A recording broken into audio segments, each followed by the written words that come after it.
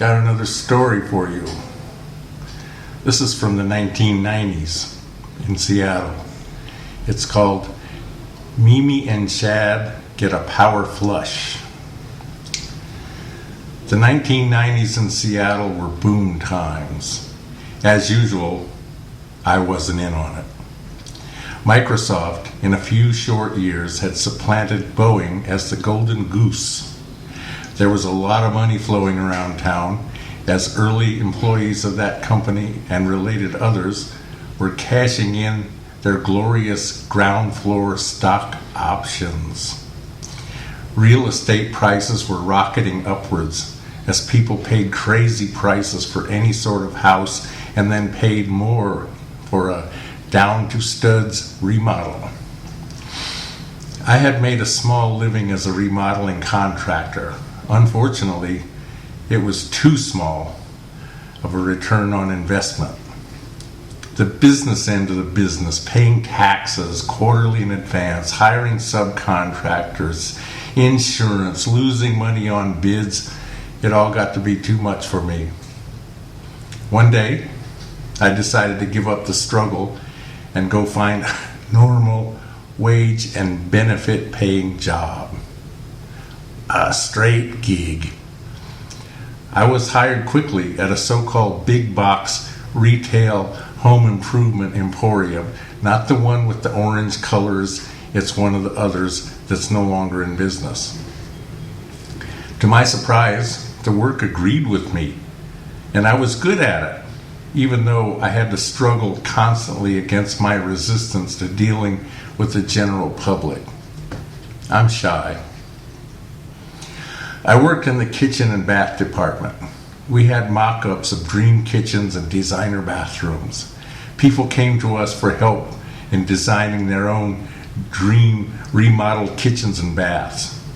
I think I talked as many people out of going through the agony of reconstruction as I did in selling our goods and services. I told all of these earnest young couples that major remodeling projects often led to divorce. It's true, you can look it up. People got really strange when it came to toilets.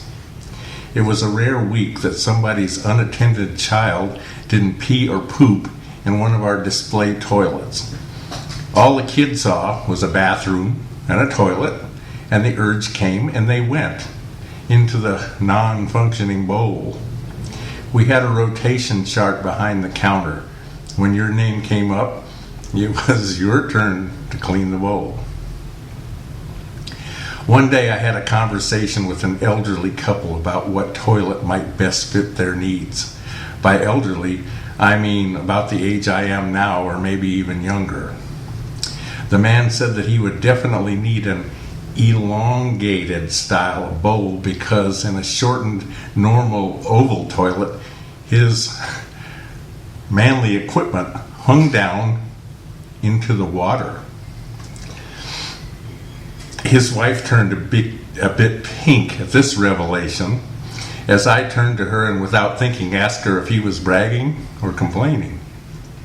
I ended up selling them a good quality elongated Kohler unit, and I hope the gentleman's oldest toy has always stayed high and dry.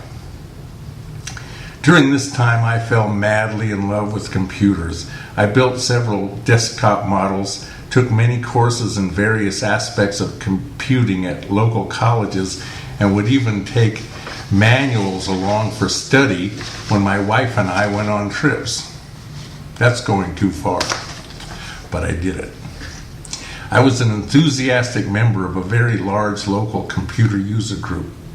Every month there was a well-attended general meeting at which representatives from software and hardware companies came to demonstrate their latest wares. They always came with stuff to give away, and I scored a lot of free goodies, as well as learning a lot. Yeah, that was the days of free goodies. Nah, those days are gone.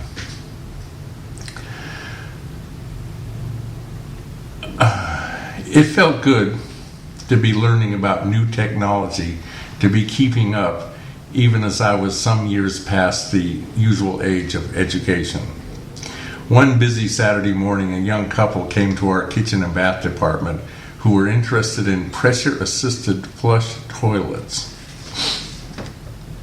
Let's call them Chad and Mimi. I was really happy to assist them as I recognized Chad as the guy who was the public face and voice of Microsoft. He had been the guest speaker at our club every time the Big M had a new product to launch. He was a very good communicator, and the meetings were always packed when he came to make a presentation.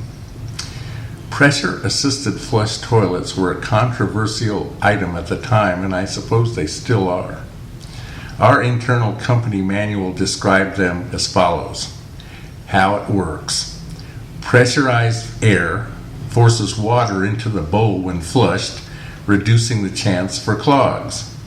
This system is noisy, expensive, and may require costly maintenance. Sell them anyway. Well, the way the thing works, there's a big air tank in an air cylinder inside the tank. When you hit the toilet, you hit the handle to flush, the thing goes and sends air into the bottom of the bowl, and it sucks whatever is in there down really fast. It makes a lot of noise in the process. These things can be trouble. I tried to explain all this to Chad and Mimi, the benefits and features and the unbenefits and the bad features, but they had done their homework and were convinced that this was what they wanted. Not only that, they wanted two of them for their freshly remodeled, meticulously restored 1910 Mount Baker Craftsman Bungalow, and they wanted me to install them. I told them it was against company policy for employees to moonlight as installers, which was true. Then Mimi took over for the clothes and got pushy about it. She didn't trust anyone the company might send from our stable of bonded and licensed authorized installers. In this, she was perfectly correct, as we had books full of complaints about botched installations by the gorillas on call from our installation department. But I wanted no part of it. I'd had my fill of nasty, demanding homeowners wanting a $1,000 job for $50 pay. Newly rich, young urban professionals like this tended to be the worst sort of customer. No, I was out of that business and I would stay out. I told them that this was a very specialized unit and that they should pay the price and get a real plumber to install it. Mimi kept leaning on me to do the job, finally offering me any software product made by Microsoft. Wow. Implying that this would serve in lieu of cash. Ha! I kept whining about company rules, how I really liked my job. A lie, to be sure, but even so. And I just wasn't qualified or available to do the job. I was telling the truth. I wasn't qualified. But she kept leaning on me.